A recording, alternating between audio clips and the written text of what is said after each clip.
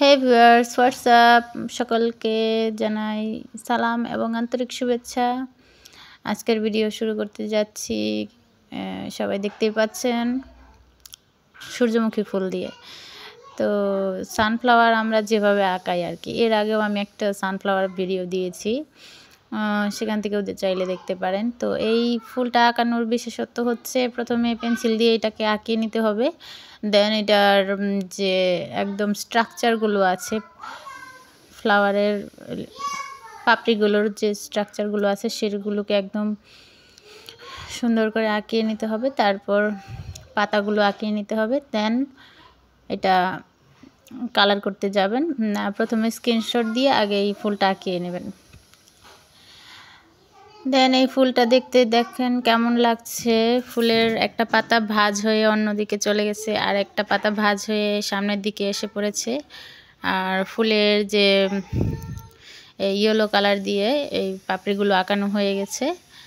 দেন এখানে আমরা সবুজ কালার দিয়ে এটার ফুলের যে এই কাণ্ড আছে, কাণ্ডটা আঁকিয়ে নিলাম। এখানে পাতাটা একটু হালকা গাঢ় সবুজ থেকে হালকা সবুজের দিকে যাচ্ছে। তো এই জিনিসটা খেয়াল রাখবেন। পাতার অপর পৃষ্ঠা এবং সামনের পৃষ্ঠা দুইটার কালার কিন্তু সেম হবে না। তো এই পাতার কালারটা ডিটেল আঁকিয়ে নেওয়া হচ্ছে এখানে, আপনারা দেখতেই পাচ্ছেন। এখানে আমরা সাদা কাগজে আঁকিয়েছি, আর্ট পেপার না।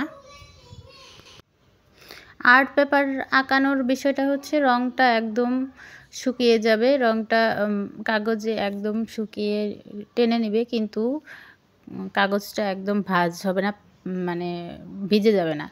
তো এখানে যে সমস্যাটা হবে, সাদা খাতায় বা যে আমরা যেগুলো খাতায় লিখি আর কি, একটু পাতলা কাগজ হওয়ার কারণে সেগুলো কাগজ রঙে যেহেতু পানি মেশানো হয়, তো কাগজটা ভিজে যাবে, একটু নরম হয়ে যেতে পারে। তো এই ক্ষেত্রে আপনাদের একটা সাবধানতা অবলম্বন করতে হবে। একটা রং শুকানোর পরপরই আরেকটা রং দিতে হবে, তাছাড়া দেওয়া যাবে না। এই তো আমি কিছুক্ষণ শুকানোর জন্য সময় দিয়েছি, অন্যদিকে আমি রংটা মিক্সিং করে নিচ্ছি। হলুদের মাঝখানে যে সূর্যমুখীর যে পাতাটা, এখানে খয়েরি রংটা আমি মিক্সার করে নিয়েছি। এখানে হালকা হালকা করে দিয়ে দেওয়ার এর অর্থ হচ্ছে, প্রথমে এই কালারটা চলে যাবে চারদিকে, তারপর এখানে আরেকটা ডিপ খয়েরি কালার দেওয়া হবে, সেটা হবে মাঝখানে এবং এই যে চারদিকের অংশ থেকে ভিতরের অংশ। তো এটা পুরোপুরি ফিল করে নেওয়ার পরে, তো এখানে যে জায়গাগুলো ফাঁকা থাকবে সেই জায়গাগুলো একদম সাদা থাকবে না, সবগুলো জায়গা যেখানে যেখানে সাদা আছে সেই জায়গাটুকু পুরোপুরি গাঢ় খয়েরি কালার করে দিতে হবে। তো আমি রঙটা মিক্সিং করে নিচ্ছি, আপনাদের সে রঙটা মিক্সিং করা দেখানো হয়নি। তো যাই হোক, আপনারা খেয়াল করলে দেখতে পারবেন প্রতিটা পাতা, প্রতিটা পাপড়ি একদম কর্নার পর্যন্ত ফিল করে রং করে নিতে হবে। এখানে একটুও রং বাদ দেওয়া যাবে না। এখানে আমি গাঢ় রং করে নিয়েছি, এই গাঢ় রংটা দিয়ে পুরোপুরি কালারটা করে নেব। তো এখানে আমার একটা আমার একটা শর্ত আছে। এই খয়েরি কালারটা, গাঢ় খয়েরি কালারটা পুরোপুরি দেওয়ার পর হালকা খয়েরি কালারটা কিছুটা মিশে মিশে যাচ্ছে, তো ওইটাকে আবার আমি হাইলাইট করার জন্য আবার হালকা খয়েরি কালারটা উপর দিয়ে একটা লেয়ার করে দিব।